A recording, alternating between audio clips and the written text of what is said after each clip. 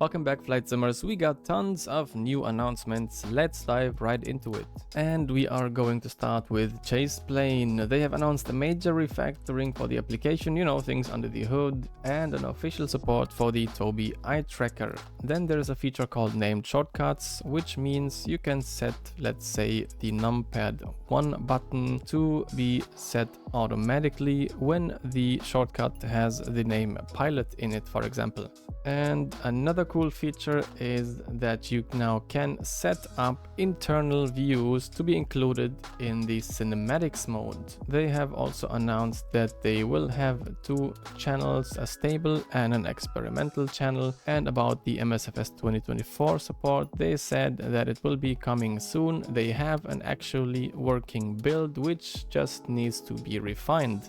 The next company to announce new features is Navigraph. They have announced a partnership with Rogers Data, a company from Austria which provides VFR charts. This means that we will soon have VFR sectional charts for Europe. Isn't that just amazing? And the next beautiful feature is the new taxi assistant in the Charts app, which offers smart routing with auto-generated or custom taxi path, visual progress tracking, holding alerts, and rerouting if you get off the path. Detailed stand information including aircraft compatibility and fuel types is also a new feature. They have also introduced the SimLink version 2 application, which offers the ability for third-party developers to inject their traffic into the Charts app. And the next big announcement comes from Say Intentions AI, which announced the new AI Living World to be launched for all premium subscribers on July the 7th. There is also a feature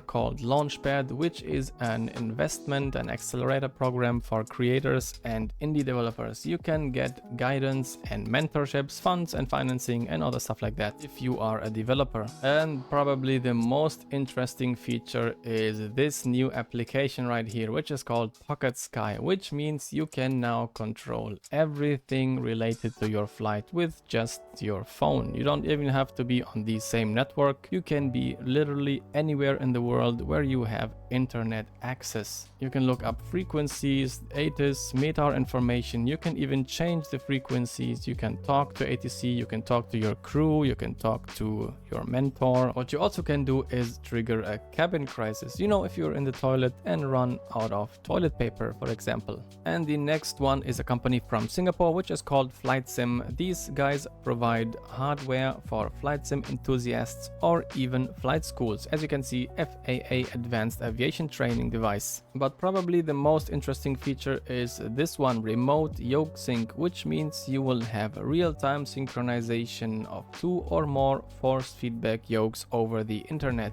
And just as this guy wanted to present this feature, they cut him off because of the time schedule. They cut him off for this right here, Tower Simulator. Guess what? We have VATSIM, where you can simulate not only the tower controller, but delivery, ground, tower, center, and everything else. And then the next announcement comes from VA Systems. They have introduced a mini flight data display, which shows real-time data about your flight, like origin time, heading, airspeed, ground speed, altitude, and so on and so forth. This thing will come at around $233 or 200 euros or 170 pounds. And the next one is FlightSim Studios. They have announced the Super 27 expansion for the Boeing 727, featuring quieter, more efficient engines, improved range, short field performance, and modern avionics like EFIS, digital TCAS, and auto spoilers. Also included are updated flight dynamics and multiple liveries for passenger and freighter variants. FlightSim Studios also showcased the progress on the E-Jets, highlighting the custom FMS with LNAV, VNAV coming later. They said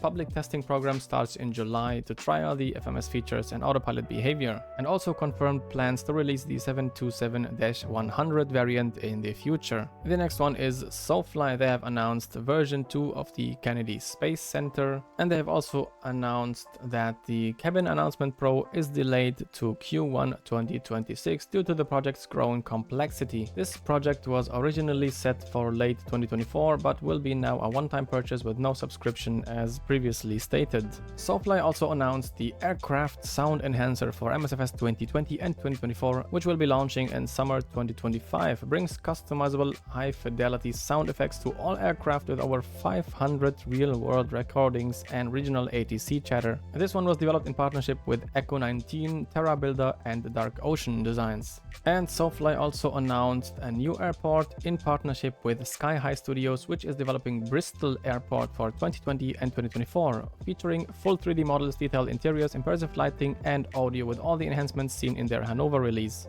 And now on to the big players. iniBuilds announced Doha International Airport and Doha landmarks for MSFS 2024. And also the A350 got a big update, version 1.1.0. We have finally the ultra long range variant for the A350. iniBuilds also announced a partnership with Echo 19 to deliver high quality soundscapes for their aircraft and airports. They have also released two airline cabin packs featuring airline specific interiors, which will cost around £10 each. By the way, there is an Easter egg in the A350 ultra long range update trailer. It is a registration for the A340-300, which means we might get this aircraft very soon. And then of course there is the A220 by Synaptic Simulations. And because iniBuilds could not attend this year's Expo, I will put the links to these trailers in the description. And also worth mentioning is, if you go to the iniManager to the A350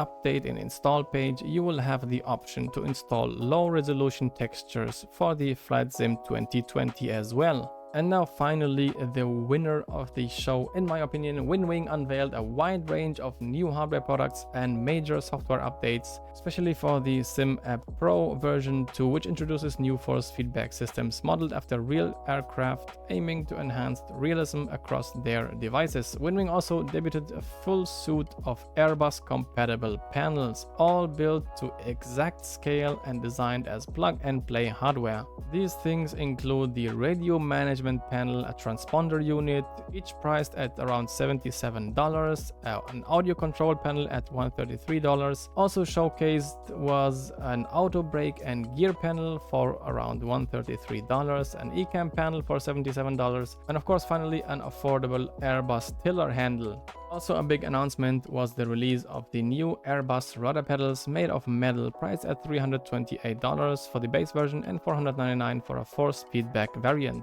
And in addition to the Airbus lineup, WinWing teased a Boeing style yoke, which was previously announced at the FS weekend. Unfortunately, no pricing or details for this one. And here you have it, the first day of the FSExpo 2025. Stay tuned for more updates, have a great weekend, and see you soon.